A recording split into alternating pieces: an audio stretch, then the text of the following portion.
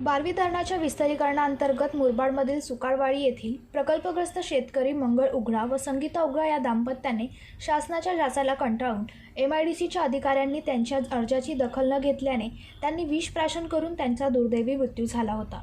याबाबत मुरबाड तहसील यांना मंगळवार दिनांक 15 जुलै 2025 रोजी बारवी प्रकल्प पीडित सेवा संघाच्या वतीने निवेदन देण्यात येणार आहे। तसेच बारवी प्रकल्पग्रस्त मोहगर येथील धनाजी काथोड चौधरी यांचा सुद्धा मृत्यू झाला आहे। असे असताना MIDCने व शासनाने कोणत्याही प्रकारची दखल घेतली नाही।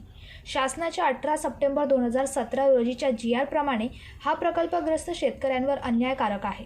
या अन्यायकारी निर्णयाच्या विरोधात शासनाचे लक्ष वेधण्यासाठी बारवी प्रकल्प पीडित सेवा संघाच्या वतीने जबाबदार अधिकाऱ्यांवर आत्महत्येस प्रवृत्त केल्याप्रकरणी गुन्हा दाखल व्हावा अशी मागणी करण्यात येणार आहे।